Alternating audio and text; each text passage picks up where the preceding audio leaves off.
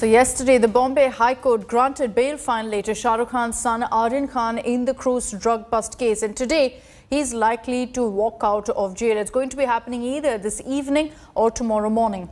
India today has learnt that Aryan, who's been lodged in Mumbai's Arthur Road jail for the last 3 weeks, will have to wait for the bail order from the court that will perhaps come only by afternoon. From there, then, a release order will be issued and the order will be taken to the Arthur Road jail. Once the release order reaches the Arthur Road jail, the administration will finish up the paperwork. That usually takes about an hour or so. Once that's done, then Aryan will be free to walk out of jail. But for Aryan to actually be released today, for him to walk out of the Arthur Road jail today and head home, the release letter should reach the jail administration by 5:30 in the evening. Any minute after that, Aryan will get to leave prison only tomorrow. It could be Aryan Khan's last night in Arthur Road prison. Shah Rukh Khan's son could be going home on Friday or at the latest on Saturday.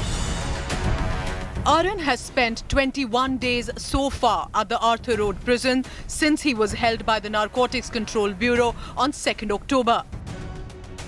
Aryan's friend Arbaz Merchant and Munmun Demecha, two other arrested after the cruise drug bust, have also been given bail. The court has granted bail to all the petitioners, Aryan Khan, Munmun and Arbaz Khan. The court has heard the case for more than 2 or 3 days and the court has granted bail just now. The detailed order will be given tomorrow and hopefully all the 3 petitioners will come out of jail either tomorrow or on Saturday. Aryan's bail came after 3 days of hearing in the Bombay High Court. Former Attorney General Mukul Rohatgi gave weight to the case for a bail with forceful defence. The most important thing is that the observations and the complete orders are yet to be passed. But however, what happened today in the court is that the NCB gave their counter submissions against our bail applications and argument submissions. Accused number 1's lawyer stood up and he just started giving rebuttals. And thereafter, there were 2 more rebuttals which were supposed to going on, including our rebuttal. But before that itself, the court just allowed the application of all the 3. So we are happy with that. The Narcotics Bureau fought tooth and nail to oppose Aryan's bail plea. It said Aryan was a habitual drug consumer and he was in constant touch with allegedly the drug peddlers. The Narcotics Control Bureau further argued Aryan knew that Arbaz was carrying drugs and accused him of conscious possession of drug substances. The agency also said there was evidence to show bulk purchase of drugs. What probably worked for Aryan Khan was that the drug control body based its arguments solely on WhatsApp conversations. Rohatgi countered the WhatsApp chats as evidence, saying they were from 2018 and 2019 and had no connect to the cruise boat case. He also said the admissibility of electronic devices as evidence was a violation of personal liberty. Granting of bail is only an immediate relief for Aryan Khan. In the long run, he actually has a long legal battle to deal with to prove his innocence, to prove that he had nothing to do with this particular case. With cameraman Raju Inamdar in Mumbai, Vidya for India Today.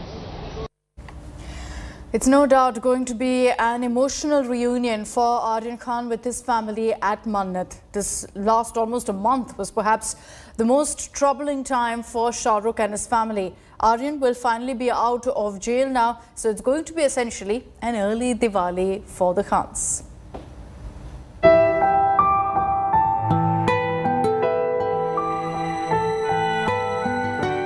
His mannat to be reunited with his elder brother has been fulfilled.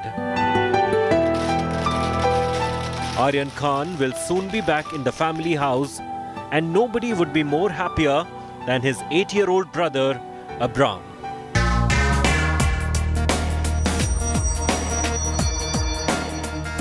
Not just Abram, sister Suhana too shared childhood memories with her brother. The 23-year-old will be freed from jail thanks to the punching arguments in the Bombay High Court by some of India's top legal eagles. And of course, the countless blessings of fans. तो feel पूरा 7वें आसमान तक कर रहे, कुछ limit ही नहीं, हमको समझ में नहीं हम लोग कहाँ है और आप लोग को मतलब कुछ समझ में नहीं रहा, हम लोग लग रहा है जन्नत में घूम रहे, बहुत ही ज्यादा खुश हम लोग। हार के जीतने वाले को ही बाजीगर कहते हैं। As arguments went on in the High Court, Shah Rukh Khan waited anxiously in a plush South Mumbai hotel. Aryan's return home will be the best birthday gift for SRK, who turns 56 on November 2nd. Sources have told India Today that Aryan broke into a smile and thanked jail officials when he was given the news of his bail. I think he was quite upset that he has been placed in this situation like any other person who is arrested. And he did instruct us to fight every battle and take it to its logical end. And I think for a 23-year-old, he's a very strong man. Aryan has already spent 21 days in jail, in a case which many believe did not deserve such harsh punishment.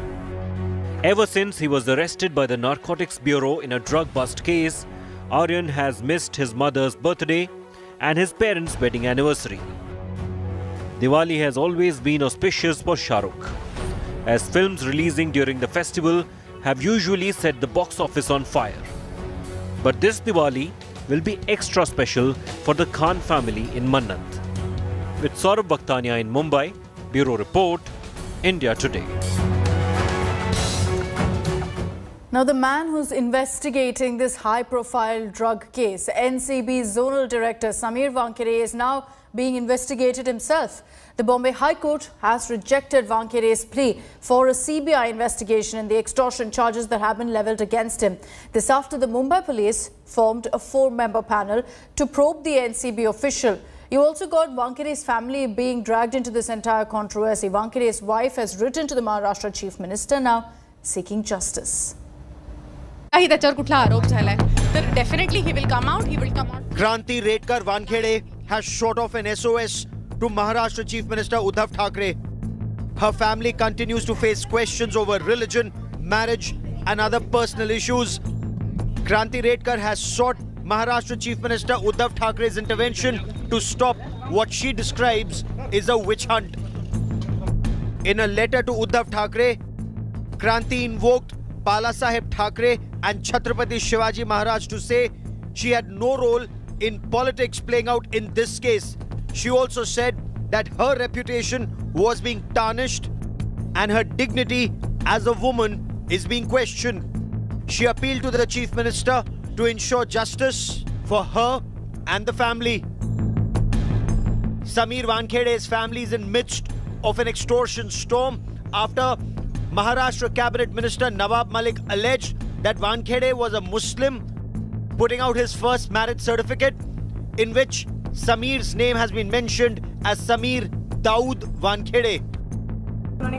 Kranti Redkar, speaking to India Today, said the discussion on her husband's religion is not just false but also malicious. Samir, as I cleared it ample of times earlier, Samir's wife and his mother, ex-wife and his mother, they were Muslims. For their happiness, Samir just merely signed as a cultural formality on the Nikah-nama, which doesn't mean that he got converted officially. His religion officially on the certificate was still Hindu, and his caste was Mahar, and he maintained that, and only for that reason he got married under Special Marriage Act, and he has proven that, and we have proven that with the certificate by showing the certificate to the media yesterday. International trip, Samir Wankhede's wife also said that her in-laws are being constantly hounded and targeted with baseless allegations. I don't have to say anything, please. Okay. I'm exhausted, I'm tired. Every day I'm just getting up and I'm fighting. My father-in-law, who doesn't deserve this at all, he's 70 years old, he's a heart patient, he's fighting this. My sister-in-law, she has her own health issues, she's fighting this. Fighting for what? Fighting for our personal, our reputation, fighting for our personal image in the public, which is totally tarnished, which we might never ever gain back. In another twist in this controversy, Samir Wankhede's first wife's family has also claimed that she was married into a Muslim family. 15 दिन से मैं यही कह रहा हूँ कि मैं मुस्लिम नहीं हूँ, मैं हिंदू हूँ। मेरा नाम ज्ञानदेव कचरूजी वानखेड़े है। मैं कितनी बार सब लोगों को बता रहा हूँ। निकाहनामा में आपका नाम दाऊद लिखा हुआ है। सकता है कोई भी, कुछ भी, मेरे मिसेज कुछ भी लग सकती है। दाऊद तो फिर मुस्लिम में आ गया ना? हाँ, तो लेकिन मैं देखा नहीं ना, मुझे ये नहीं समझ में आता ऐसी इतना शादी में गड़बड़ में। अभी एज ए मैं पिता ऐसा मैं थोड़ी पढ़ूंगा हर चीज। शादी इतना बड़ी गर्दी होती है। फरवरी में मतलब एंगेजमेंट हुई और बाद में 10 महीने के बाद शादी हुई दिसंबर में। और उसके पहले भी 3 साल से उनके जो भी जानने वाले थे जायदा वानखेड़े के या मेरे जानने वाले सब उनको मालूम था कि दे आर मुस्लिम। अगर मुस्लिम नहीं होता तो हम शादी नहीं करते। So who's telling the truth in this murky saga over Sameer Wankhede's past? Is this an attempt to divert the attention from the cruise drug bust case? Or is Wankhede a con man? This face-off is getting uglier and personal by the day. With camera person Sameer Shanbag, this is Pankaj Upadhyay in Mumbai, reporting for India Today. Let's move on to some other stories this morning. You've got Prime Minister Narendra Modi leaving for Italy. He's going to be in Rome till October 31st to attend the 16th G20 summit. This will be the first visit by an Indian Prime Minister to Rome in almost 12 years. Prime Minister Modi will have a meeting with Italian Prime Minister Mario Draghi and will also join other leaders in discussions on global economic and health recovery from the pandemic. Also, sustainable development and climate change will come up. The theme of this G20 meet under the Italian presidency is people, planet and prosperity. Foreign Secretary Harshvi Shringla on Thursday said that India will raise issues related to cross-border terror, terror financing and terror-related activities at the summit. The Prime Minister is expected to pitch for collective measures to deal with the situation in Afghanistan. Prime Minister Modi will also be meeting with Pope Francis in the Vatican during his Rome visit. After wrapping up the G20 summit, Prime Minister Modi will make his way to Glasgow, where he's scheduled to attend the 26th Conference of Parties, that's the COP26, to the United Nations Framework Convention on Climate Change.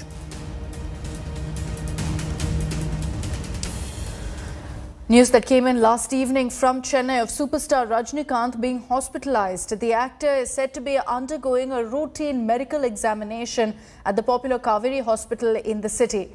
Rajinikanth reached the hospital around 4:30 last evening. His daughter Aishwarya as well as his brother-in-law Ravichandran were also said to be with him at the hospital. The superstar has been hospitalized for just 3 days after receiving India's biggest film award, the Dadasaheb Phalke Award in the national capital. Talaivar received the biggest film achievement award after 46 years in the film industry. Welcome back. Celebrity designer Sabyasachi Mukherjee is facing huge backlash online over his jewellery advertisement featuring same-sex and heterosexual couples wearing his Mangal Sutra collection. The fashion house has maintained a no-comment stand over all of the furor. Boycott Fab India. Boycott Seat. Boycott Dabur. And now the latest, boycott Sabyasachi. This festive season, it is open season. Top brands bullied online, trolled for allegedly hurting Hindu sentiments, for allegedly hurting cultural ethos, for allegedly promoting lesbianism.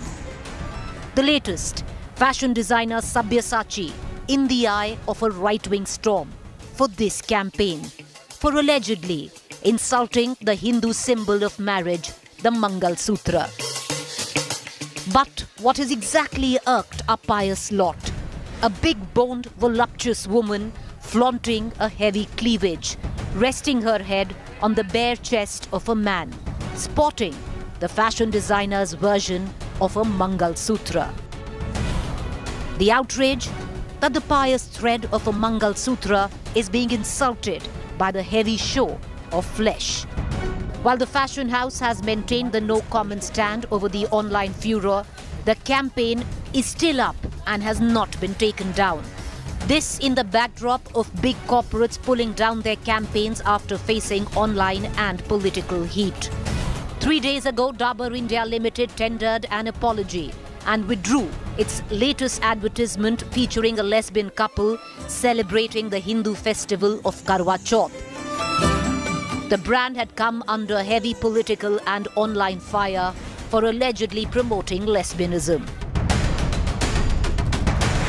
Before that, Seat came under attack with its brand ambassador Aryan Khan asking people not to burst crackers on roads.